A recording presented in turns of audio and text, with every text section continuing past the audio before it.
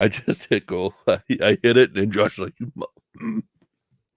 "What's up, TIW Mafia? JP here with this guy. I won't say he's high as giraffe pussy. He's higher than that. This shit's Jurassic. He's high as giraffe tits. Hell yes.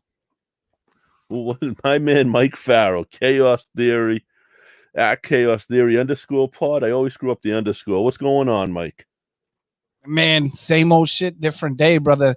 It is Chaos_Theory pod on Twitter. I always screw up the underscore every time. Dude, I've done it twice on my own podcast. No, you guys, do you used to do the one match? You talked about one match your whole show. Mm-hmm. And that's so different. Like, how do you pick the matches? Do you just go through your favorites? Yeah, I literally just go back and say, okay, this is what I'm feeling this week. Some days it's a TNA week. Some days I want to go to a match that I've never seen, like New Japan or Noah or ROH. Okay. And some days it's like, you know what? It's not even the whole match is not even a great match, but there's spots where I'm like, these motherfuckers were working their ass off. That's what I really like. All right. So that just makes it fun and like there's no there's a high percentage of wrestling podcasts that you could listen to, and it was like Day of the Living Dead and Night of the Walking Dead. You would think you were watching the same movie back in the 80s, and you think you were listening to the same podcast, and you're just way different. And that's, you put yourself out there, and you got some dope ass merchandise, by the way. Thank you, sir. There is you can find that Chaos Club shirt on teespring.com/buy Chaos Club. That's the link. Yeah, you know, we have a lot of really good friends in the full press coverage community that do great podcasts. You guys, the reason I love Irish Whip is because you guys are so indie centric, and there's a whole lot of that out in the world. Whereas Boot to the Face and Talkamania are the WWE, AEW kind of deal. So what I decided was, there's enough people in this lane. Let me make myself completely different. One, I don't know any wrestling podcasts that are rapping. And two, I'm a fan, but I don't watch the current product all the time. I really dig going back and watching old school shit. That's how I'm pretty much, I'll watch indies now. Like I watched Beyond last night. They did 2 shows. One was taped, one was live on Indie Wrestling TV. And I watched both of those. Saw some great matches. And you get to see the up and comers. I'll watch some NXT. I'll watch NXT and AEW before I watch Raw or SmackDown, though. Yeah. Except for the pay-per-views. Well, like this coming up week, it's WrestleMania week. But to be completely honest, I could not give a shit about this WrestleMania. But the NXT Stand and Deliver card, that is what indie wrestling is made of. And it's 2 nights long. Like, there's almost too much wrestling at WrestleMania, but I'm glad they're giving NXT 2 nights, if that makes any sense. Yeah. I almost wish they would cut WWE's down. Me too. And I love the Hall of Fame, so I'm looking forward to that. The one match from the main card on WrestleMania I'm looking forward to is probably the same one that everybody here is. Sasha Banks versus Bianca Belair. That match, I feel like, is going to be the match of WrestleMania. It will be. I wish they gave those 2 a little more time together, though, to make the feud a little more something else. I am not a wrestling god, Tommy Flynn, but thank you, buddy. You know what? It's cool from an outsider coming in, man, and seeing you guys have the same people week to week. That's really, really dope. So I want to say what's up to you guys in the chat and say, look, man, you guys keep supporting the Irish Whip. These guys are fucking top notch, not only podcasters, but top notch human beings. It's good to see you guys. Follow me. I follow back. Everything guys, love. Check out Chaos Theory. Like, absolutely give it a listen, especially like I think Bobby D would enjoy it. And because Bobby D knows a lot of the old timers. He goes to a lot of shows around here. Karen in the audience saying, "Hi, Mike. I don't get a special hey from her."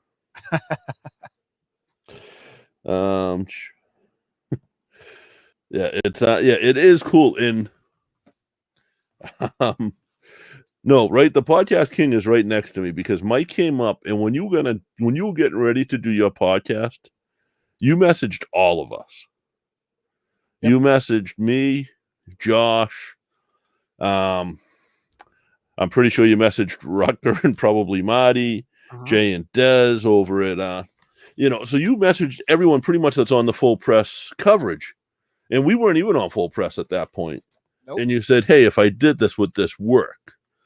I get texts like that from other people. Elvis, Wu-Tang time. That's Wu-Tang Clan ain't nothing to fuck with. That's it.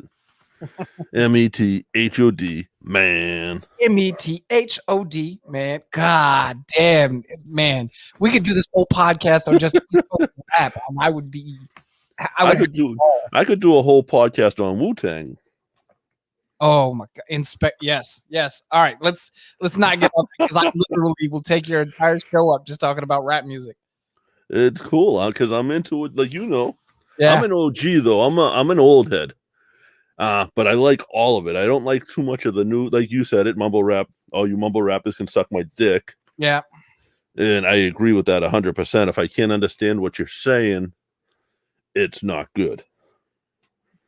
Well, I appreciate that, Tommy. Tommy Flynn said chaos theory is immortal. That is very true. I appreciate that, but I'm 35 with the hairline of a 70-year-old, so it's kind of proved itself wrong. Your forehead's just growing. Yeah, exactly. My hairline has retreated. So, yeah, I'm excited about Mania because it's Mania, and that's about it, though. It's like, in the WWE, I think they threw more matches onto it the recent years, but they've gotten lazy with it. Very. At the same time. I'm hoping next year with the live audience in Texas to be down there. And I'm hoping that they do something huge for like having the live audience back, a real live audience, not like a half an arena or whatever it's going to be. Well, Jerry Jones put out a press release and has said as long as he gets the go-ahead from the CDC, there will be standing room only in that bitch. Of course he did. He wants, I mean, that thing fits 90 or 102 million or something like that. Yes, Elvis, I have a Russian. That's funny as shit. I've actually heard that. You know what's funny? One of my favorite lines that I've ever said in any kind of rap music is I would talk about how people piss me off and I'm getting fed up because me and hip hop go back like my own edge up. That's my favorite. I love talking shit about it. It's so easy to do. But that Russian haircut is funny as shit, Elvis. You're hilarious. Yeah, so it's I'm excited, but I'm excited to watch like what indie shows pop up too down in Tampa. I think Beyond is going to be down there. I think I know the GCW will be down there. I know you like them. Yep. I think they have the Josh Barnett's thing going on, and some of those shows are going to be incredible. Yeah. The one thing I want to get back to, have you ever heard of Wale Mania? Yes. Oh my God. You talk about mixing rap and wrestling. It is the perfect. I mean, Wale is one of my favorite rappers in the world. Really? Oh yeah. And his love for wrestling is notorious. Yeah. Oh yeah. I mean, he brings in, I think last year he had like New Day there, and yeah. I mean, he hosted the New Day Usos battle. Yes, he did. I saw you make that face when I said Wale is one of my favorite rappers in the world. So let me tell you the album that you need to listen to. When I buy albums, I don't listen to whole songs. I'll listen to a song, a couple of verses, and then move on. Okay. With this Wale album, I will listen to intro, the skits in the middle, and the outro, and everything in between because I'll put it to you this way. It's my favorite rap album in the last 15 years. Really? It's called The Gifted. I will check it out. If you're saying it because I like your rap, like guys. The other thing with Mike is you got to listen to some of his raps, and I know coming up, 420 is not too far away. Happens to be your birthday, your holiday, and your the day you're dropping your mixtape on SoundCloud. I'm doing it on Bandcamp. Bandcamp, okay. iTunes, but iTunes makes it fucking impossible to put music up there. So, I mean, you guys got to check it out. We'll be playing some of the tracks here, and I know one of them is going to play when we spin the wheel tonight. Yep. Well, look at this. We got Dre in the audience. What's up, Dre? See? You didn't forget about Dre. It's Dr. Dre as Ruckus said it. Sorry, that was a corny white boy dad joke. But that's what I am, so it's okay. Dre doesn't know what to do if there's no 80 Proof tonight, which apparently, guys, if you listen to 80 Proof broadcast, rumor is there might be a show tonight. If you're not listening to 80 Proof, J-Bomb and Rucker are two of the best guys I know in the world, period, aside from podcasting. But 80 Proof podcast, dude, it's to the point we have our own lingo. Like if we all got together, your community and 80 Proof community and the 80 Proof community got together, and the Irish Whip community was looking at us, and I walked up to you and I was like, "What's up, little bitch?" We'd be like, "What the fuck?" Like, that's so disrespectful, but you would get it. Yeah. Oh, yeah. 80 Proof is that kind of podcast, man. It's a family. The people are amazing. And it's not a wrestling podcast. It's an everything podcast, a lifestyle podcast, I guess. But they talk about everything and anything from finances to absolutely anything. Yeah. I literally, we've had Rucker's mom call in. We've talked about swinging, and Jay's new thing. Just you have to go on Twitch and listen to it, and listen for #GayMath. Josh Richards said he'd fuck you up if you called him a little bitch. Okay. That's because you know why that is though. That's because he's a big bitch. #GayMath. So yeah, it's but wrestling wise, guys, last night #Beyond His Back was trending. You got to see a very good pro wrestler wrestled and had a victory over Robo on the first show. Robo's an up and comer he's actually from India, trains up here in New England, but when he goes back home, and like Kali just shouted him out the other day. Oh, that's fucking huge. Yeah, when he goes back down there, he actually trains at Kali school. Like, he's one of the trainers there and hangs out with Kali. Like, that's his crowd. That's huge. It's the WWE Hall of Fame of Great Kali. Oh, Christ, don't get me started on that, bro. There's nothing against Kali because he was a champ. Like, eventually, I think every champion is going to wind up in the WWE Hall of Fame. Well, except one. Yeah. Who? He doesn't exist. Yeah, the guy that completely doesn't exist. Chris Benoit. Yeah. Who? It's such a hard topic. Here's a question.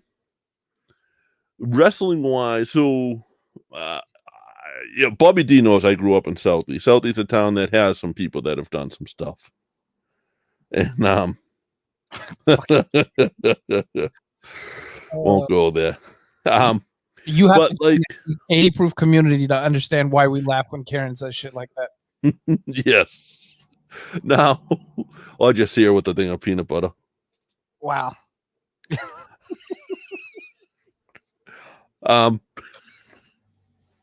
She's gonna kill me. Yeah, I see.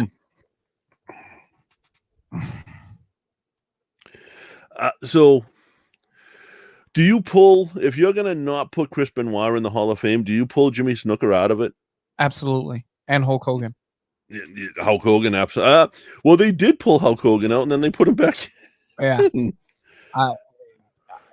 Look, here's my thing.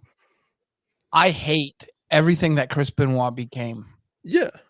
Period. I'm a father, and I could never imagine doing that to my wife or my kids, but especially my kids, right? Right. That is absolutely, I believe WWE's doing the right thing. I do. But you cannot justify Hogan being in the Hall of Fame and then penalize almost anybody else. Like Hogan straight up in-bombed for like 10 minutes. And yes, that was in the privacy of his own home. But guess what? You're no more truer self than when you were in a place you feel secure at. So if you're willing to say that in your home, yeah, that's how you feel. You have to take him out. This is true too. I forgot about this. Did you see this online today? Josh sent that to me, and I thought he was playing an April Fool's joke on me. No, WWE announced it yesterday, like with the whole countdown. I am. I mean, I'm skeptical of everything announced on April 1st. Yeah. But I don't think they would give Jericho that publicity. No. If that wasn't true. They know they're going to break the internet. They know they're going to crash the Peacock servers. I think that's their goal. Oh, yeah. I mean, this is going to be the most viewed thing on WWE because when's the last time, aside from CM Punk calling out Colt Cabana live on Raw, when's the last time that WWE has ever mentioned a wrestler online that is actively signed to their competition? Yeah. This is going to make Jericho a billionaire, and it's going to make the WWE, because look, we all know AEW is doing this thing with New Japan and Impact. If WWE can figure out how to make talent exchange work, well, you're talking about making people very rich. Yes. And you're talking about, I mean, I don't know how it works with Stone Cold's podcast. Obviously, he gets paid by the WWE network to be on there. But does he make his own money off of iTunes and everywhere else that he is? No, because he doesn't upload them to iTunes anymore. It's strictly a WWE. Oh, is that right? Okay. Oh, so he's part of the WWE talk shows now because they won't call them podcasts. Yeah. It's not wrestling anymore either, guys. It's sports entertainment. Sports entertainment. But guess what? I've been through wrestling radio. I've been through internet radio. I've been through podcasts. The WWE podcast is the name. That's what it's going to stick as. And that's what you may as well call Swerve City, Stone Cold show, and every other show that's on there, the bump, everything. Which all of it. Yeah, absolutely. Elvis, you're right. We have a celebrity in the Hall of Fame that's very controversial. I believe he's talking about the former president. Yeah, Donald Trump. Look, I honestly believe Donald Trump shouldn't have been in the Hall of Fame at all. Anyways, he was in the WWE-ish for a cup of coffee. Yeah, but that's all the celebrity wing is. I mean, it's the Drew Carries and those guys. It's Pete Rose. Pete Rose went back and forth with Kane for like 4 years. Yeah, coming in as the chicken and stuff. But they I don't know. I'm not against him. I'm not against anyone being in there, to be honest with you, because it doesn't mean anything until they have a brick and mortar. It means absolutely nothing. Like there was legit Hall of Fame rings being sold on eBay at one point. Yeah. Oh yeah. So what's her name? Sunny. There was a couple of them. And so that's what that means to them. It doesn't mean shit. Like, if they did a brick and mortar, something like what they had in Times Square when they had the restaurant, it would give a place for some of these guys to go and get work on the weekends where they could sign autographs and do, hey, come on in. We'll give you $500 for the weekend. Sign some autographs for us. Yeah. And stuff like that. And you could rotate that through, obviously, the guys that live in that area, the guys that live in the Northeast, if it's in New York or if it was in Texas, the guys that live down south, they're going to get preference because it's less to travel for them. But give them the work. That's I think it would be a good idea, and I think it's a tourist attraction, not just something to see at WrestleMania. Yeah, I think here's the thing. It was Paul Bearer's son that was selling his ring, and then Sonny. But the thing about the Hall of Fame is this. It doesn't mean dick. Impact Wrestling has a Hall of Fame, and who gives a shit about Impact Wrestling? AEW, I'm sure within the next 4 years we'll try to do a Hall of Fame, and it's like, who gives a shit?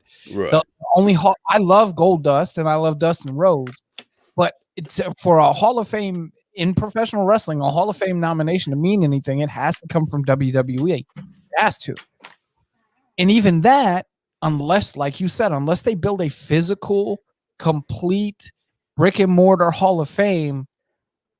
Who gives a shit? You're just a name on a list somewhere that honestly nobody remembers until they look at that list of who's in. I mean, there are a couple guys. Obviously, everybody knows Andre's a Hall of Famer. Everybody knows Hogan's a Hall of Famer. Everybody knows Eddie Guerrero's a Hall of Famer. Those are guys that are bigger, not necessarily bigger than the business, but bigger than that Hall of Fame. The problem, here's the problem that I have. Edge should not be a Hall of Famer right now. Edge should have had to.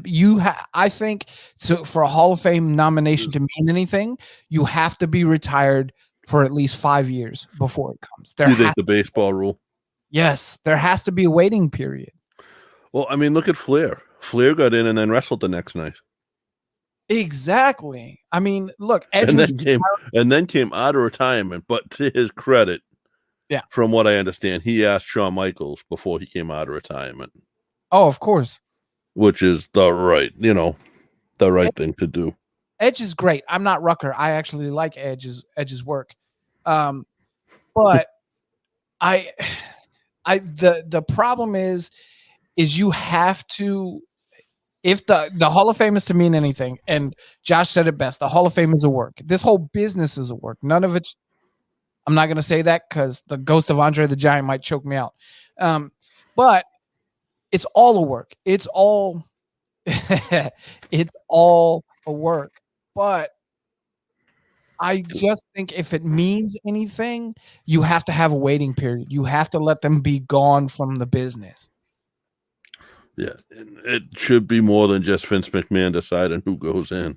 I 100% agree. The thing was, what I thought was cool was that they put Billy Gunn in when Billy Gunn was over in AEW. Mm-hmm. When they did DX, and they let him come out in. Well, Triple H told him, he was like, he will buy that pissant company just to fire you again. Yes. They're slowly opening up with Triple H moving more. I think he's moving more into control than we know. The more and more power he's starting to take, you can see it is starting to change like a lot. Yeah, I think Vince trusts him more than he trusts anyone else to take over the company. Oh, 100%. Shane's not committed. And Stephanie's great as a character, but she was never a full-time person. Vince is one of the very few exceptions. And he grew up with his father in the WWF, so he had some exposure to it. But what I mean is Vince is one of those very few exceptions of a non-performer, a non-actual worker booking shit, not lately, but previously booking shit where it's like, oh, that's fucking genius. Like, this dude knows his audience. And that's kind of why Impact doesn't work for me anymore. It's all non-wrestlers. Right. It's all non-wrestlers. Everybody bitches about Cody and the Bucks having power in AEW, and I'm not a huge Bucks fan. I don't like the Bucks. Yeah, their matches are too gimmicky for me. Yeah, and and I like haha stuff. Like, I love Orange Cassidy, but he knows how to do the haha stuff better than anyone else out there right now. Yeah, I think Orange Cassidy, they need to. I'm coming around on him. You need to watch his matches as his other personas. I don't know if you know. Green Ant and stuff. Was he? He was in with that crowd. Yeah, I'll say that. I'll say it wasn't Chikara, and it was polar opposite of Orange Cassidy. I'm starting to come around on him, but I think you need to take him away from this best friends bullshit. Like, I like the best friends as their own Chuck Taylor and yeah. Oh yeah, Trent Beretta. I like those guys. But with Orange Cassidy, it's like you're being, to me, it comes off as a Kenny and the Bucks from New Japan. because they're all kissing him on the cheek and they're hugging him and they're, it's like, come on, man. Like, I get a trio's supposed to get over in this certain way, but if you're going to push Orange Cassidy, you want me to believe that he beat Chris Jericho in that bubbly match and it meant something, you have to push him on his own. Yeah. And I think, you're right. And they gave him that one match and then nothing else to follow it up with. So, but I think we got to spin this wheel and then we got to play the second, guys. You heard the first half last week of the Very Good Wrestler interview. That sounds so weird saying it. We interviewed a very good wrestler. Well, we do it every time we have a wrestler on, but that's actually his name, a very good professional wrestler. We had fun with it.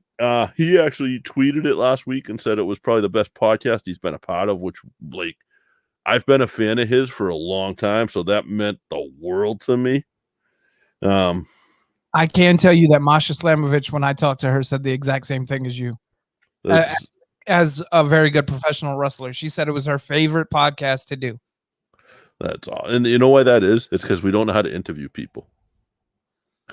Dude, I hate when you listen to, I know we got to spin the wheel. I hate when you listen to podcasts and it's like these laid out fucking formulaic questions. I want it to be a conversation.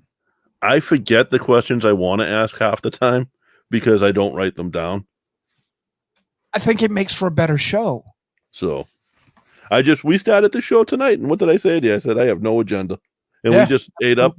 We just took up a half hour. So I'm about to spin this. During the spin, you're going to hear Wins and Losses by Mr. Chaos. That is going to be the theme song for the wheel from here on out, I think. So, hell yeah. I got to shuffle it up a bit. Yep. I like people to be able to see me shuffle. So, absolutely. When I'm not substitute hosting for one of you fine gentlemen, I am a avid viewer of the Irish Whip podcast. So I know the routine. Yes. Now, tell us while I'm doing this, where can they find you? How can they listen to you? Where can they buy your merch? Just remind us. You can find me chaos_theory pod on Twitter, King Chaos 210 on Instagram. You can buy all of my merch at either PWT's gross. Whatamaneuver.net. I boot you out. Whatamaneuver.net, or the new place that I have a really good working relationship with is teespring.com/buy Chaos Club. And it has the shirt, the design that JP's wearing tonight. It has my new King Chaos shirt. When the mixtape drops, I'm planning on dropping a shirt with the cover of the mixtape on it. So, and there's not just shirts, there's sweatpants, there's leggings for the ladies, there's phone covers, there's COVID masks, there's all of it. Incredible. And you can find the mixtape on 420 at bandcamp.com/Mr. Chaos 210. There you go. And I will be a customer for that. Now, obviously, I was a customer for the shirt. I'll be a customer for that mixtape too. I hope it comes with rights to play it on the podcast. Hell yeah, absolutely. All right, let me spin this. Let me see. I've shuffled it up quite a bit. We had a good amount of names. I'm going to hit a spin.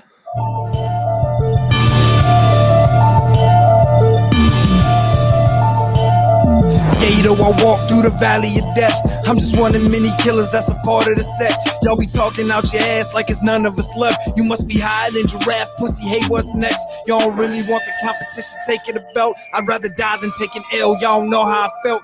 I be murdering the game. You just play with yourself. You kind of want to say my name, but you got no help. I believe in Mr. Chaos. I'm rocking the bells, but it's dinner time. Fuck, I'ma help myself. I don't want one bite, bitch. I came for the plate, cause I'm hungry like a dude with no food for a day. I ain't really wanna snap, but you rappers on the way down. I'ma fight till my last breath, never lay down. Hear you talking shit, but I don't care what you say now. Hustle till I hit $1 billion any day now. I'm just on this podcast tip to hit a lick, while you mumble mouth rappers on your knees suck a dick.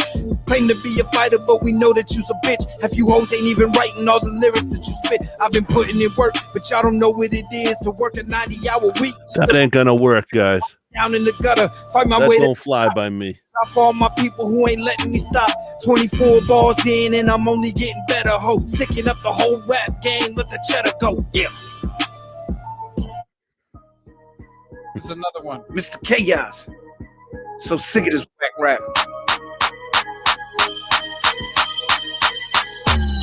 I see you whack bitches acting like I'm going away.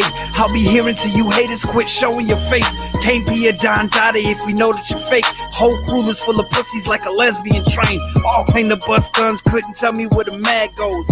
Whack hoes getting wiped like assholes. I'm so sick of whack rap, it's the internet that real lyrics coming back so young and better face facts. You don't even want to see it, you don't really want to beef. I'm a sniper in the jungle and a hitter in the street. Best believe me when I say it, man, I'm telling the truth. Had the mic smell of death when I murdered the booth. Y'all done went and did it, so I had to kill it.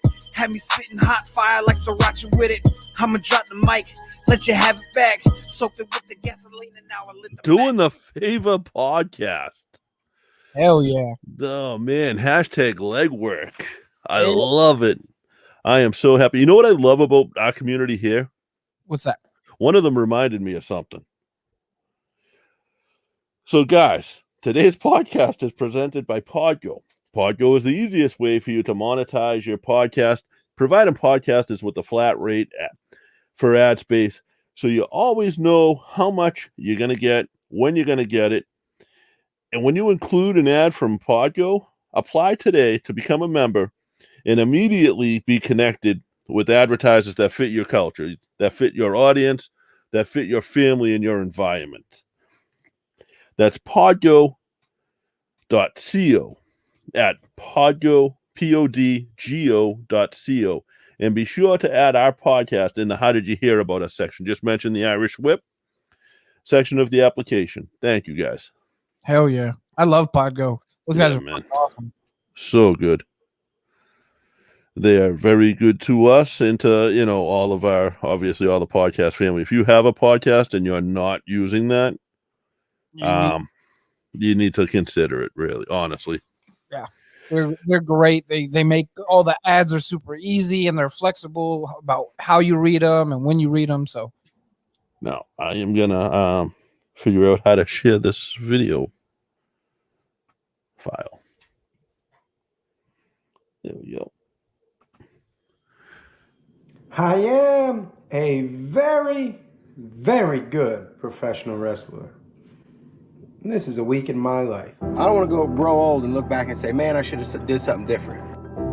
We got work outside of wrestling. Most people don't know. What's his best time? Do you like having a daddy that's a wrestler? You're filming. Oh, hi guys. Dad, can we wrestle? Yeah, we can wrestle. I'm nervous wreck. I'm shaking a little bit. My hands are going. Such a proud dad over here. Yeah, look at this smile. Hey, love you. Took a back bump, a nice clean back bump. As soon as I hit, I felt this shooting pain in my hip. I need to know everything, who and the what and the where, I need everything. Trust me, I hear what you're saying, but act like it's new what you're telling me.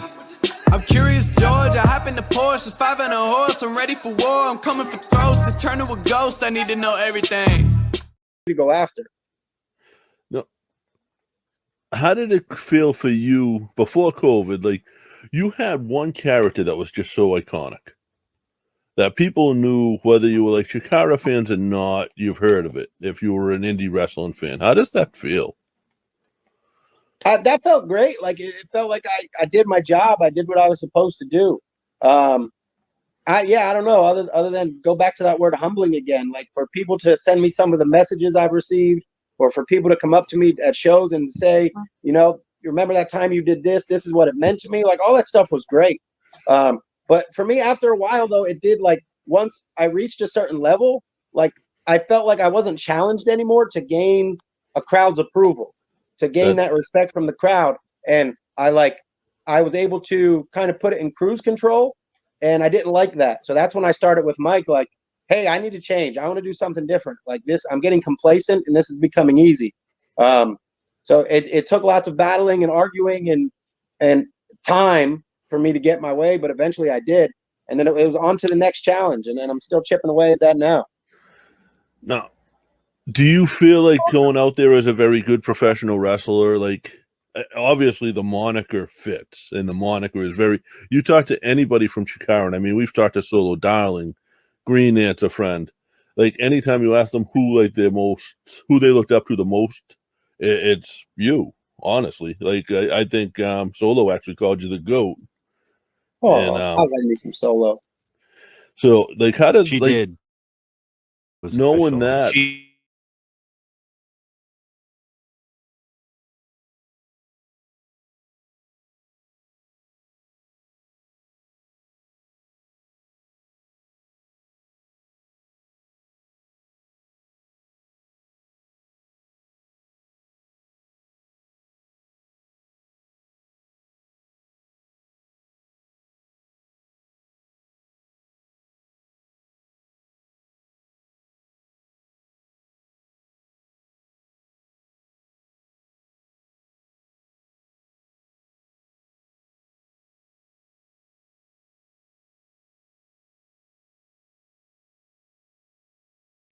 that Create a Wrestler did, the little changes that were made here and there, and the gear being what you would get, literally like the same gear you would get off the video games, like that stuff stood out.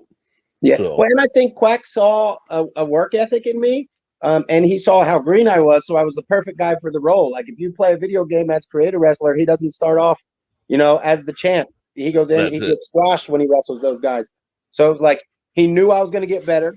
He knew I was going to improve. He knew my physique was going to improve. My technique was going to improve.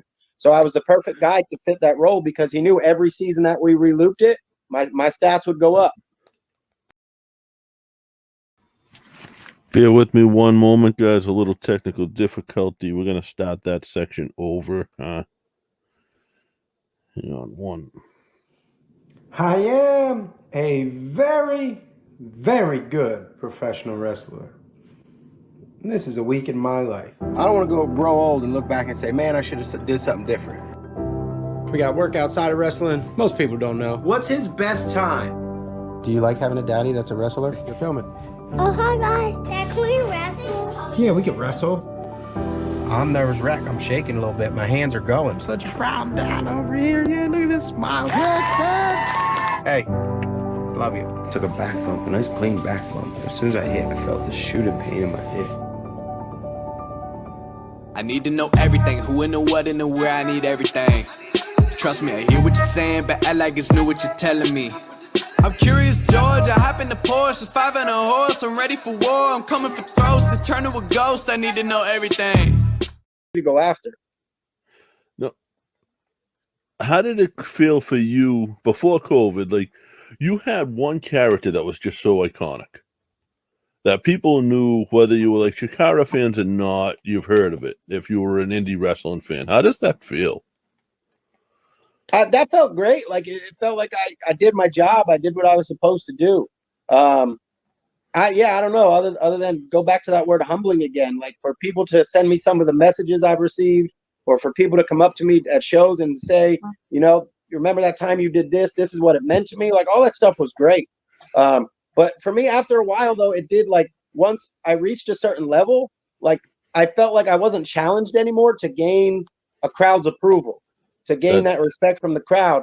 And I was able to kind of put it in cruise control, and I didn't like that. So that's when I started with Mike, like, hey, I need to change. I want to do something different. Like this, I'm getting complacent and this is becoming easy. So it took lots of battling and arguing and time for me to get my way, but eventually I did. And then it was on to the next challenge, and then I'm still chipping away at that now. Now, do you feel like going out there as a very good professional wrestler, like obviously the moniker fits, and the moniker is very, you talk to anybody from Chikara, and I mean, we've talked to Solo Darling, Green Answer Friend, like anytime you ask them who they looked up to the most, it's you, honestly. Like I think Solo actually called you the GOAT. Oh, I like me some Solo. So like how does she did call you the GOAT. It was knowing official. that She called you the GOAT, and I think she also said she had a crush on you. I think that was the two main points we got out of that. So she's the most. If I wasn't a married and committed married man, I'd make my move. Yeah, and that's it. I can't think of people don't understand her education and intelligence. So JP, right. Sorry, bad. I had to throw that in there. Yeah, no, it's they don't, and it's awesome. That's why, like, as a fan for me, like I said, I mean, you're wrong, first of all, because Creator Wrestler had fans. Like, people loved that character. I'm glad they did. Not enough of them, I guess, for me to be satisfied, but that's good. It only made me work harder. No, it really did. Like, and the little subtleties that Creator Wrestler did, the little changes that were made here and there, and the gear being, what you would get, literally like the same gear you would get off the video games. Like, that stuff stood out. Yeah. So. Well, and I think Quack saw a work ethic in me, and he saw how green I was, so I was the perfect guy for the role. Like, if you play a video game as Creator Wrestler, he doesn't start off, as the champ. He goes in, he gets squashed when he wrestles those guys. So it was like, he knew I was going to get better. He knew I was going to improve. He knew my physique was going to improve. My technique was going to improve. So I was the perfect guy to fit that role, because he knew every season that we relooped it, my stats would go up. That's the genius thinking of, like, a mind like that. And it's a shame that it's, what it is at this point. But, like, the fact that you guys all come out of this in something stronger, and I think a very good professional wrestler. When I first saw that on Twitter, and I saw Caleb tag you, because he had you on, he was going to have you in his Connecticut show, I think, for the New England All-Star Wrestling. Okay. And I don't even know if that happened or not, but I was like, who the hell is this? Like, coming out with Sidney Bacabella, like, who's a very good pro wrestler? And then I looked and I was like, is that? It is. And, like, I was excited for that again. So it was as a fan, from my point of view, that was fun. Yeah. And I enjoyed seeing. I got the idea, and it was one of those things when it hit my brain, I was like, that's it. Like, You I don't care, have like, to- if people hate it, if people love it, I love it, and I'm running with it. Joey has to manage you at some point. Yeah, well, that was my biggest disappointment with Jakara shutting down, is I had just gotten with Joey. We had been advocating for that forever, and we had just made our connection where Joey and I were together. The next whole season of Action Arcade was going to be me and Joey, and I was so pumped for it. But him managing somebody called a very good professional wrestler is just, I'm telling you, that's money. Yeah, we're gonna make it happen. I was so excited about the arcade, because I got like almost a 4-year-old right now that could sit down on a Saturday morning and eat some cereal and watch some pro wrestling. Like, that was, to me, I guess one of those things that continues to bring up the nostalgia for guys our age. And it was fun, because there was some really cool talent, some great matches, some just the gimmicks and the fun, and it was one of those. I miss it all. It's just, hopefully somebody else will pick it up and do it, because I think it's really cool. But we'll see. The worst part about it was we got that one season and we saw how great it was. Like, that was the first thing we had done as Chikara, as a family, that I felt like, hey, we're making something special again. Like, it had been a couple years, and like, it came out, and I was like, and again, being our age, that's the wrestling we grew up on. The Sean Moonies, right? We had Sam Laterna fill in that role. Like, the Jobbers were there. Yep. We were building up, to those big pay-per-views, like the 4 a year, the exact same way that like early 90s WWF had done. Dude, and when it came out, same year, I'm sitting there with my 2 kids every Saturday morning. We're eating breakfast. We're watching wrestling. They're loving it. It was like I said, it was the first thing we had done, to me, that felt like this is special and people are going to love it in a long time. And the fact that that's when we got the chop, like, broke my heart. Now, do your kids, because from what I've seen, kids either love or don't like it all when their parents are pro wrestlers. Do your kids like being around it? Yeah, like, and I talk about that a little bit in the Day of the Life with my kids. Like, I kind of sit them down and ask them some questions. So we bust into that a little bit. But I think they enjoy, especially my little guy. All he does every day, like, to the point where it drives me nuts. Dad want to wrestle, Dad want to wrestle, Dad want to wrestle, Dad want to, like, we just had a wrestling match on a trampoline. We did Kurt Angle versus Vader about an hour ago. It's awesome. He loves Vader. He's a big Vader fan. What do you being a dad, man, like, how much what have you learned about yourself outside of the ring from the kids that you didn't expect you would learn? That's a great question, man. I don't even know. I guess just like that, I don't mind all the sacrifices I've made for my kids. I guess that's the biggest one. Like, I haven't touched a video game since my daughter was born. Until they just got a Nintendo Switch for Christmas, so I play a little Mario Party now with them. Dude, I can tell you right now, we got the Switch 2 with Mario Kart, and it's it's the time thing. I can do better. I can do better. I can do better. I can do better. Right? Yeah, I do, and don't miss video games at all. I don't call my buddies up and hey, want to go to a bar and get a beer and some chicken wings. And I've still got some really good friends outside of wrestling that I've had since I was a little kid. We're a real tight knit group of guys. And they get mad at me sometimes. I'll show up to the big stuff, but it's never just I can come hang out randomly. And I don't really mind that. That's my role at this point in life. I can see how having kids has held back some of the things I've wanted to achieve in wrestling, just as far as I can't take off and go to Japan for a month. Not possible for me. So things like that aren't there for me, which suck. But at the same time, I'm still winning on the other end. If I had to pick one or the other, I'm picking being a dad and hanging with my kids all day long. So it's I'm lucky enough and fortunate enough that my wife is awesome and very patient and lets me wrestle as much as I can to try to make the most out of, that time that I can sacrifice for wrestling. And as much as I'm aware of how that holds me back in the world of wrestling compared to guys who just go out and get it every day, all day, that's my life and that's what I got, and I'm gonna make the most of it. I'm not a father, but I don't do I have a Switch too, and I play Super Mario Brothers. I beat Super Mario Brothers at least once a day. I never get into Mario Kart, but you're right. You grew up, I'm 47 years old. I grew out of that stuff for the most part. Do I want to go to a bar once in a while? Sure. And I do once in a while, but it's not when I was in my 30s and my 20s. Yeah. I'm not picking up anymore and doing a road trip to Philly for wrestling shows on a random weekend. You got to plan that stuff now. Yeah, absolutely. So, that's my calendar's got to be planned months in advance. I can't be hey, I'm leaving tomorrow. I got this surprise booking.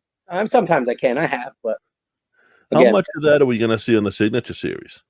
The Signature Series with Beyond? No, I'm sorry, not the Signature Series with your show coming up. But the life of that whole thing. There's very little wrestling. I go to a Camp Leapfrog show. I show you a little bit around there. But you're going to see it's a lot of me, my kids. My wife's not really pumped to be on camera, so I get her up there as much as we can. But it's very little wrestling and mostly a week in my life, outside of wrestling. People know me within wrestling, right? They've seen me around wrestling for 15, 16 years now. So it's, especially being a Chikara guy, we keep identities and real life as hidden as possible. So it's my life. It's gym routines. It's work outside of wrestling. It's my kids. It's my wife and my family. I think we're really just here to boost his ego. I think that's our job tonight, is to just to continue to boost. Because one of the best wrestlers on the independents right now, hands down. Once you told me Solo called me the GOAT, my ego went. That's it. You can't get out the door anymore. Your head's so big, right? Yeah, man. Gotta get a new Marlins hat. I bought. I'll put it this way. So I bought a autographed picture, the last match that Joe Gacy had with Tony Deppen, but that's autographed. I got that framed. Go ahead. Josh, do you have a Dasher shirt, or was that a Mr. Touchdown shirt you got? I do, and you got to tell that story. I know the answer, but I just want you to tell that story. No, I do have a Mr. Touchdown shirt. Which, again, thank you for doing everything you did to. There always has to be that other dance partner that is there, and dude, I don't think there could have been any other dance partners there with anybody that was there that have left than you. How did you get that shirt though? So, Parcel of Power, right? I sign up for Parcel of Power. I get an email saying we're not doing it anymore. And I said, bullshit, I paid for it. Where's that? Yeah, I was kind of an asshole. I was kind of So you should have been. You paid for it. Quack emailed me back. He emailed me, right? And he also wrote me a nice message, right? But I did get the last Parcel of Power ever made by Chikara Pro. That's pretty cool. Yeah, it was pretty cool. That T-shirt was in it. So yeah, it's nice to have. I got the mask. I don't think I have the personalized letter anymore. I think that might have went away. Did you realize at the time that like all of these characters like Boomer and Mr. Touchdown were being sort of built around you? Yeah, I mean, yeah, it was my family, right? Like we kind of started it with the YouTube series. Yes, that Supplement was Hatfield. that. So, can I ask you a question about that? Sure. Well, that was before Boomer was like in the ring, right? Yeah, he was like 12 at the time, maybe. Was that the same was that Boomer? Can we break that? I don't know if I'm going that far. Okay, all right, that's fine. There you go. Thank you. I'm watching the YouTube, and it looks the same, and so I think it might have been, but then I was like, this is years before. Okay, thank you. You got it. This is how sick we are when it comes to Jakar, right? I was going back and I was watching those training videos that Quack put together, and I was like, I know that he voice. pulled out. I know that voice. I know that voice. So I was able to pull one. So it was after we interviewed him, and he stayed that was kind kayfabe. of part of the fun, though. Like a lot of guys get annoyed when fans start poking around about like trying to figure out who's who. And to me, I remember being a fan and like getting the internet. And the first thing I think I ever searched on the internet was probably like, what's Shawn Michaels' real name? Like, so I enjoyed as a wrestler being on the other side of that and like making it my mission that when you typed in Dasher Hatfield without his mask, like nothing came up. That's or awesome. what's Dasher Hatfield's real name? It didn't come up. Like, you're reporting shit left and right, aren't you? Report. Like it was a game for me. We did a convention up here in Rhode Island, and me and Joe, our other buddy that was doing the show, we brought up Green and Thief, and I said to him beforehand, because he wasn't real familiar with Chikara, he's more a mainstream on TV type of guy. I said, you might not see their faces ever. Don't be offended if they come in wearing the mask. If they stay wearing the mask anytime they leave the hotel room, do not be offended by that. Mm-hmm. And he he was like, all right, but and they pretty much did. It's that's and I never had anybody at least come and say anything to me about being offended by that. Like I tried to keep mine on, as much as I could. I got messages from fans like, yo, I saw you pull into your hotel, your mask was on. I'm like, yeah, you don't know it well. Yeah, what are you doing following me to my hotel, you creep? Yeah, why are you at my hotel, bro? How many masks did you typically travel with? 2. Yeah, usually like two. Once I started getting different colored ones, I'd usually bring two different colors. Did the different colored masks help you, like, as far as like if you were gonna be the hero or the villain? Like, would you show up in a pinstripe one up in Boston or something like that? You know what I mean? Well, I did one time. I remember bringing maybe I just wore a Yankee jersey that weekend, but I remember giving it, I think, to Shane Hawk to wear out to in front of a Boston crowd. But no, like as the good guy, no, I always just had white masks. The only thing that were different colors were the threads. And then towards the end, when I started my run against Boomer, I had actually the one Green Ant made for a contest. He made an all gold one that was beautiful.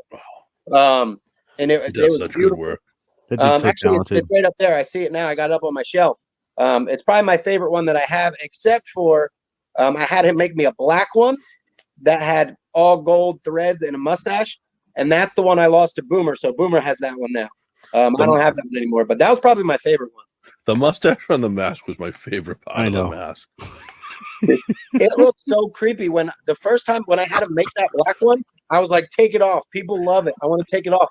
And then when he took it off, it just looked like a dominatrix mask, and I was like, "Oh, put it back on." It helped in a way to even your mask was a baseball, but it helped in a way to even put over the baseballness of it because that was a very old school baseball mustache. Yes, it was. I drew that mustache. Did you really? I drew that one. That's more than I could draw. That's for sure.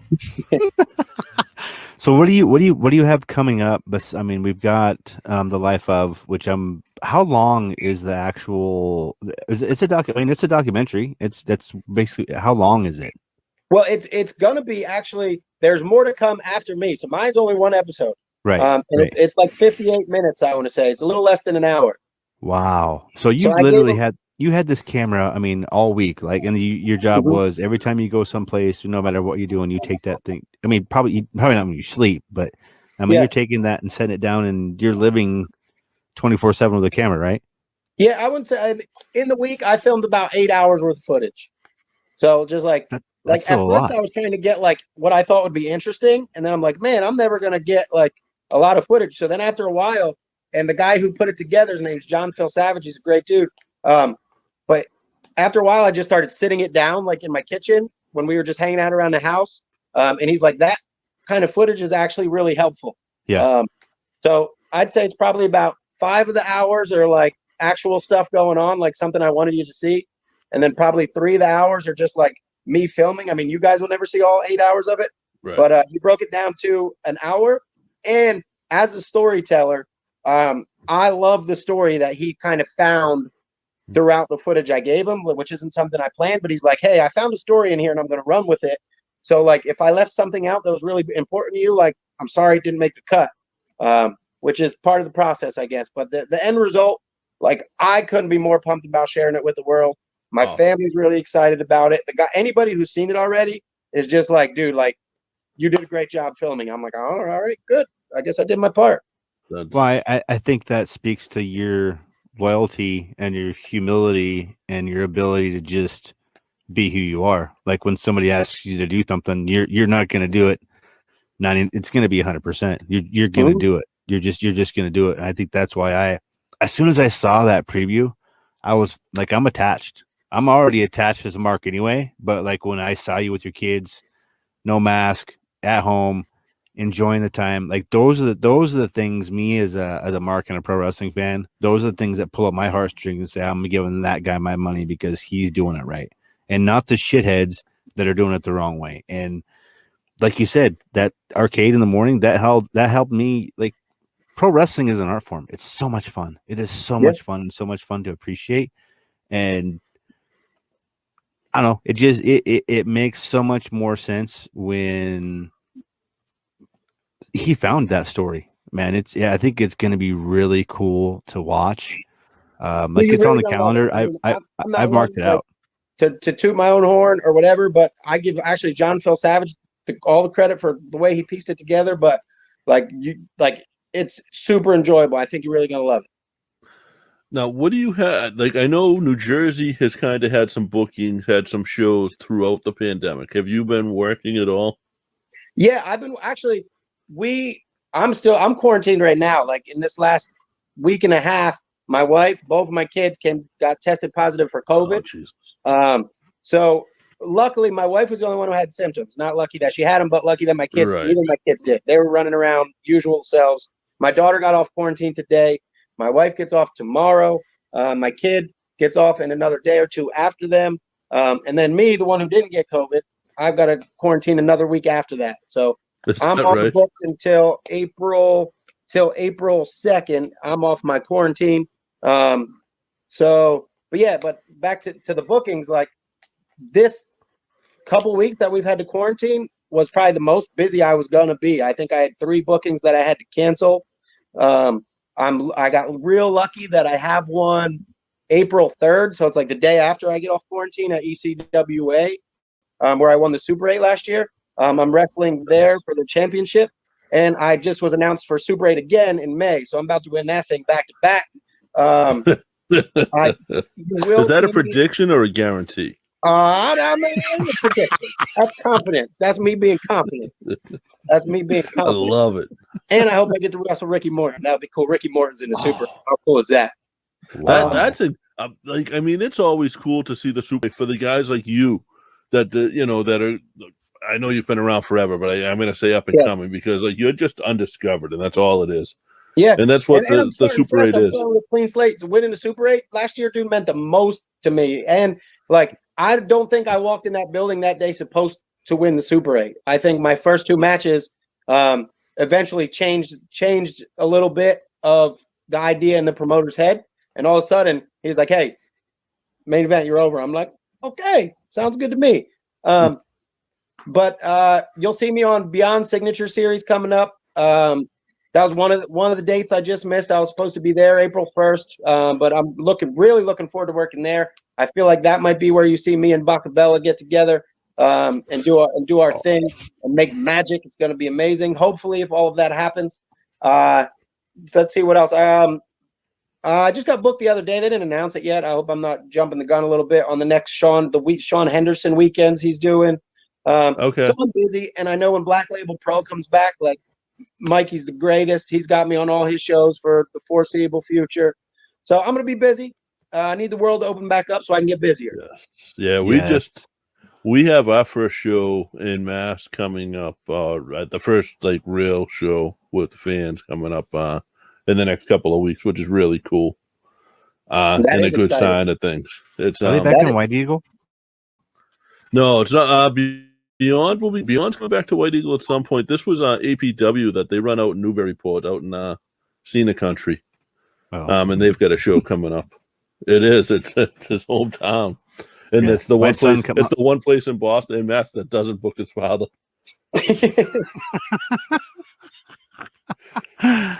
I just JP. I'm just thanks for coming. Thanks, a very good professional wrestler, for spending the time in the evening tonight. And JP, I got a few more questions. I know you probably have a couple too, right? And I don't want to keep you all night, but I gotta ask like the question, like how did it go down with the breakup of Chikara? Like how'd you get the information? How did it like? I think Twitter, like the rest of the world, like all of a sudden, like my Twitter started blowing up, and I'm looking at none of it is good. And then I remember laying on my couch, like I didn't want to keep my wife up looking at my phone all night, but like laying on my couch till like 1 a.m., 2 a.m., just kept getting worse, kept getting worse. Yeah. And to me, I'm not a pessimistic person. I try to be as optimistic as possible. So like I took like my 12 hours and kind of let it all soak in, and I was like, on to the next chapter, I guess. And then immediately my wheels started turning. The name change wasn't something I initially was planning on doing. I was still going to be Dasher Hatfield. I had felt like I had built them up to a certain point. I didn't want to give all of that away. And I had already made my heel turn at that point in Chikara. So I was like, all right, I'm at a spot where I'm happy, and I'm going to go out in the wrestling world and kind of see where I land. But then, like I said, like once I thought of that name, I was like, okay, I kind of love this name, and I'm going to change my name now. So I know a couple times people have asked, like, did I change to like separate myself from the company? And that wasn't it at all. Like, as far as my time in Chikara, I got nothing to be proud of. I'm really proud of the magic we made. I'm really proud of the family I made. Like, for as long as it lasted, I mean, I'm sad it ended, but for as long as it lasted, I got nothing but good memories. And you know what? Stuff happens, but like a lot of magic and a lot of good things came out of that company over the years. Much. And I really feel like if we weren't so isolated in the cancel culture, it kind of would have. I don't know. I mean, yeah, and I think something else. I don't want to say. I don't want to, but I mean, that's kind of how we heard too. As fans, like we appreciate what guys like you've done for that company. Vin Gerard, who you brought up, and I don't think like you don't hear Vin Gerard's name enough anymore because he was such a great there. Claudio and all of those guys did to really build that country. It sucks that we left a bad taste in everybody's mouth at the end. But like looking back on it, like the amount of great people I met through that company far outweigh any of the shitheads that came along. Far outweigh. You've been around there for long enough that you've seen everybody that's come through there, really. Yep, from 2006 till it ended, everybody that came through. And again, like that's my opinion. Other people are entitled to their own opinion. I'm not going to argue with you about your opinion. Right. My opinion is I had a great time. I made great memories, and I got a lot of people I still consider family. Yeah, it means a whole lot to me. Yeah, and that you guys really were, and you guys did have me where it was like the fans were a part of the show. 2003, I don't care. I'll argue that till forever. I got to be a part of so many, like as a fan, I got to be a part of so many like historical things. Like I was a part of the first Purple Heart chant for Soldier Ant. I was a part of the first Holy Poop chant when Lindsay dove out of the ring 3 rows back. We were there for that, and like that's awesome. Chant and Holy Poop, right? And I got to tell Lindsay right before Lindsay signed, he did an autograph signing up here, and I got to tell him that. And he was like, "Dude, that was they told me not to do it. They told me not to do it. So the only thing I could do was dive over everyone's hands."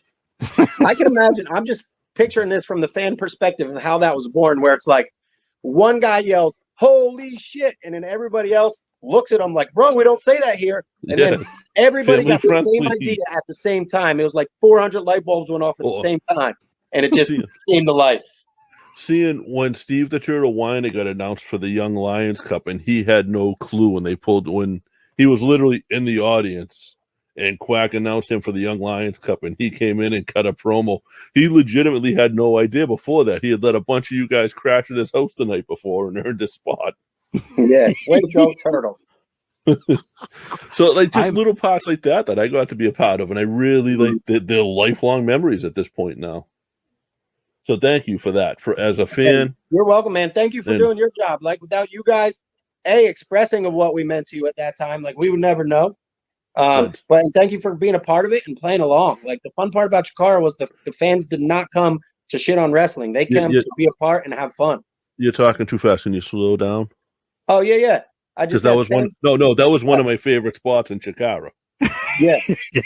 Slow down. Because of the fans. The fans made that spot too. Yeah. Because they started chanting in slow. If you guys haven't seen that, look that up. If you like silly, it's a haha spot. It's funny wrestling. I think it was Colin Delaney when he was tagging up with You're getting old, JP. Jimmy Olsen. Yes, it was Colin Delaney and it was Colin Olsen and Jimmy Olsen, the Olsen brothers, and they did a spot where they did it in slow motion, and the fans started chanting and clapping in slow motion right along with them. It was magical, man, and to me, it was probably the most influential part of me doing what we do now, because it gave me the ability to see an artistic freedom that was bigger than what was on TV. And when we started doing this like 15 years ago, we never thought that first AG would be where he's at. Right? Love AG. Chikara where it's at. And then for them to have like a stalwart in you to help guide over a decade of people there, man. Like it's hard for me to express, because this is always going to be, it's until I get to travel and we get to do and see this stuff. It's so the orchestra that you guys put together regularly with the ingenuity and the fun is why the holy poop stuff was able to happen, is because everybody was on the same page, feeling the same energy, doing the same thing. And you said about an ECW feel, I think you did get it. It just was too early for something like this. Chikara had to happen for you guys to go. Chikara had to happen. My wrestling goal list, if you talk to me, 21-year-old me just taking a bump for the first time, and I made a wrestling goal list, like, find that feel would have been the biggest box. And, I'm gonna quit wrestling one day with that box checked off. Like, that's no longer something I need to achieve. Like, that was find that brotherhood, find that family, build this thing as a team. Now that I've checked that, I can be all me. What do I want to do for me? That's kind of where I'm at now. What do you want to do? What is your next goal? Like, I'm at that age where I kind of think like, and people tell me, no, I'm wrong, but I kind of feel like my opportunities of getting a job and not having to go to 9 to 5 Monday to Friday are getting slimmer and slimmer as I get older. So that's my main focus right now, is get a job. And if that doesn't work, then next goal is just have fun. I'd love to wrestle in Mexico. That's a goal. Something you find out in the show, and I'll kind of sneak this one in there, but I teach. That's my 9 to 5. So my summers are all free. So I do have summer to go out there and do what I need to do. So I'd love to take a trip to Mexico and wrestle there. And other than that, like, as far as the independents go, like, I felt, and this is kind of even where the name was born from, like, I never felt that people ever, and maybe they did, and you guys might argue with me, but I never felt I got the respect that I wanted for being a good wrestler. Like, I always felt like, yeah, you're entertaining and you do what you do well and it's different, and I had fans and whatever. But it was always like, whenever my name would pop up, it was like, oh, this guy's underrated. Like, I heard that all the time and it drove me nuts. Like, I didn't want that attached to me anymore. So now, like, I felt like I never got those matches against whoever the best wrestlers available were outside of Chikara. Like, Quack gave me those matches. I wrestled Generico, I wrestled Brody, I wrestled Keith Lee, I wrestled Ciampa, but like, that was all in that bubble. Like but if I can ever got tell you bookings- why. Oh, go ahead. Because you made the guys in Chikara look better by wrestling you. So you didn't need that rub. You were given the rub. Yeah. That's what it was. And I felt like I worked my way up to earn those matches, but I still felt like when I got bookings elsewhere, like it was always like, I can think of like one match I got against Tyson Dukes that I really loved. But other than that, it was like I got booked to come wrestle like the comedy guy, which was great and fun, and I had a blast. But eventually that got old, and the new challenge was I wanted those main event matches. I wanted to wrestle the Gulags. You know what I mean? Okay. Those types of guys. And I did eventually wrestle Drew, but again in that Chikara bubble. So if I've a goal on the independents right now is I want to wrestle all the best dudes on the independents right now. You were mentioning Dickinson, who I wrestled, but in the Chikara bubble. You mentioned Deppin, who you Matt Mikowski's a guy I want to wrestle right now. Yuta I want to wrestle right now. Garcia I want to wrestle right now. There's tons of dudes. There's so much talent on the indies, but I want to wrestle all of them. All the best ones. That's my goal. Wrestle all of them. I hope Beyond is listening right now. I hope Limitless is listening right now. I hope all of those companies are listening to this because you just named like 4 or 5 great matches that would main event any show anywhere in the U.S. And you're getting everything I got. My pedal's down, man. There's no holding back. So, I'm gonna give you everything I got right now because I feel like my time's ticking as far as earning that job, and so I gotta give the rest of the world what I got, and I got to do it now. I think I'm ready for him to go to just take the prize out. I think Alec Price needs to be taken out a little bit. have you seen Alec Price? No. He does. He's done a lot at Limitless. He's a Boston kid. Okay. Did Anthony Green just tweet about him the other day? Probably. Oh God. I think I looked. I saw a clip. I do know what you're talking about now. I watched a real quick so clip. Good. Yeah. All right. Let's go. I've had a little talk with Limitless as of late, so maybe that's happening. We'll see. Yeah, I know a few of you guys have made that trip up there, and that's a hike for you guys. Yeah, from what I heard, there's like a 6-hour venue and a 9-hour venue, but that's nothing. That's not too bad. That's an overnight, and I'll have to look back, but I think a couple years ago, and even before COVID, like Randy they were getting ready to run a 5,000 seat arena. Oh wow! Yeah, he had something big planned, and then COVID happened, and their shows look like tons of fun. I've watched a couple of their shows. The crowd's hot. The crowd's into everything they do. The wrestlers are giving 110%. They're going nuts. So I'm a big fan of the product that they're making. I can't wait for you to be a part of that product, is what I'm saying. Let's go. It's already a fun. Yeah, that's. Now, do you have companies like that you want to get to, or is it just everywhere and anywhere right now? My big thing right now is the opponents. Like, it's kind of the first question. Okay. If I get a DM from a company I never heard of, like, hey, do you want to come in? What's your price? Blah, blah, blah. Like, I started with, who do you want me to wrestle? So that's going to change my price. That's going to change if I want to go. I was just going to say, how many prices do you have? Because and it depends on how bad I would be there, right?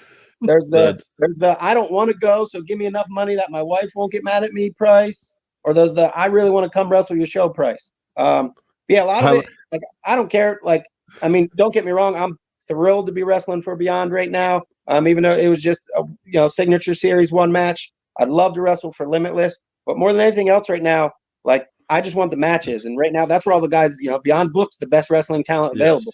So that's why I want to be there. Limitless books a lot of great talent, and their young kids are just super hungry. So that's why I want to go there. Like, that's what I'm looking for. I want the people who are going to get the product. What'd you say? You're in Jersey and you know the products already. Yep. That says something. Let me ask you. This is some question. This is a question I think is more for my kids when they get older and they start looking at some of this stuff. What's the one common advice you would give to the guys that have made it? Like when they're working with you, like I know you passed on advice to them. I mean, is there some common theme that you have passed on when you've worked with them? I can't think. The only thing I can never think of that I kind of spit out a lot of times is just like, take advantage of the opportunities that are staring you in the face. Like, I love when I show up and a guy has a bunch of ideas. That's great. That's better than a guy who shows up and is like, I don't know what I want to do. What do you do? But the first thing I always look at is, like the pairing. What can you and I do together that I can't do with anybody else in the room? Like, what story can we tell with our personalities? What story can we tell that's going to make us both look good physically as far as movements and things like that? Like, kind of like don't look gift horse in the mouth. Like, yeah, you had a bunch of spots coming into this, but do they make sense now? But more than anything else, like, this is a unique pairing, right? If I was wrestling you today, this is the only time that's ever happened, or maybe it has happened more times, but nobody else in the building can do what we do. So let's figure out what we can do best together and then give people that.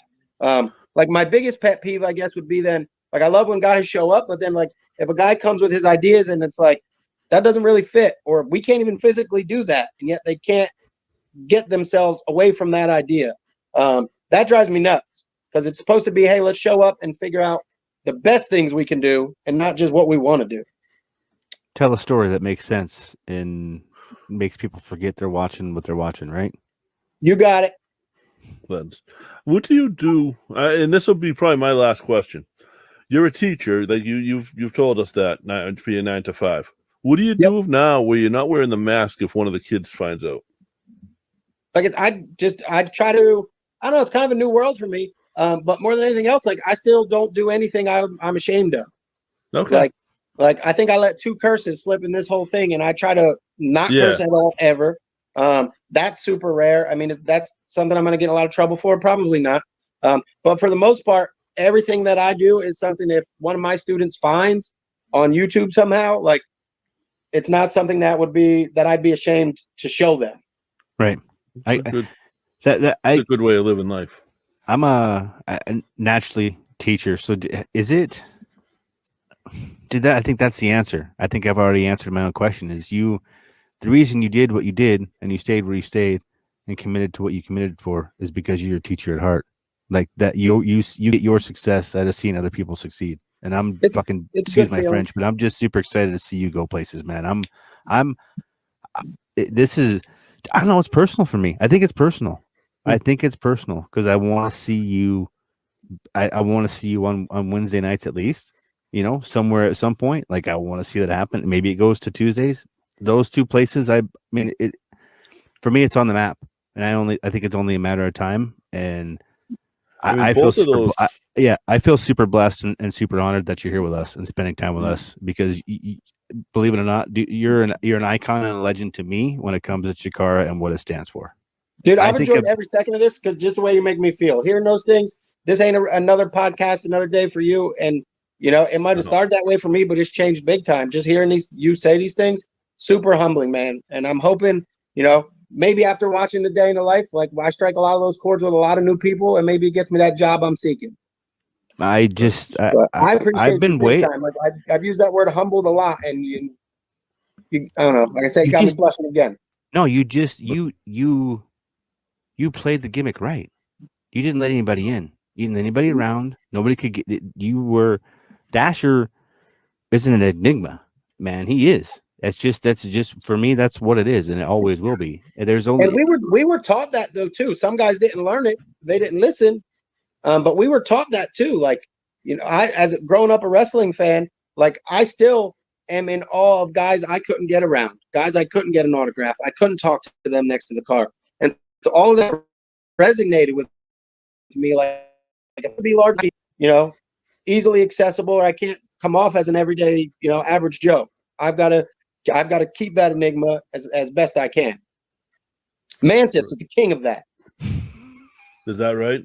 Mantis is the king. Black. You can't be seen. Yeah, I mean, and he never spoke either, so you can never really figure him out. That's a problem. I think you hit on it. It took me years to get his phone number, and we would travel a lot together, which made it difficult. And then recently, he did like a Christmas tree reading for the Leapfrog Christmas. Yeah. And when Chris Levin was like, he reached out to me and he's like, "Hey, can you give me Mantis's phone number?" I was like I had to text Mantis and be like, "Hey, can I phone number to this kid for this reason?" Yeah. So I get permission to give away his phone number to somebody who's in the know. That's what we do that all the time. I think that's the way you do it. You have to do it, because once you get that number, you're like, "Oh my God, my phone just turned into this is Willy Wonka. Yeah. This is a golden." You can't know. It's secret, right? Yeah. A very good professional wrestler, man. I appreciate the time. We've taken an hour out of your night tonight. We don't want to keep you any longer. Again, we're going to end it, but I want you to stay with us here for a minute. But again, thanks, man. Thanks you for all the memories, the dedication, and your sacrifice to pro wrestling and sports entertainment for what we get to enjoy now for some of those guys on Tuesdays and Wednesdays, Mondays, Fridays, and pay-per-views. And I just can't wait for it to be your turn. I appreciate you, man. I'm going to keep grinding, so we're going to make some more memories. I know your Twitter is at a very good pro res. Is that very right? Good pro res. That's all the letters I can fit. Okay. What about, is there other social media right now for you, or is that? I have an Instagram too. That's about as much as I got. I got a t-shirt, but I don't even have that for sale on the internet. You can tell how concerned I am with that nowadays. But it's a cool t-shirt. If you slide in my DMs, I'll give you my PayPal. I'll send you a t-shirt. Kind of works that way. There awesome. you go. Other than that, more than anything, go watch A Life in a Very Good Professional Wrestler's Life. I messed up the title, goofed it up. Go watch it. That's all right. Make sure to follow up IWTV on Twitter, Indie Wrestling. You can find, I believe, AG's code was Hulk Hogan. I think was his code for Beyond. I think Beyond is a code. Do you have a code for Beyond yet? No, but I got to get one because everybody, like, in my real life outside of wrestling, I guess wrestling's real life too, but you know what I mean? They're all going to want to watch it.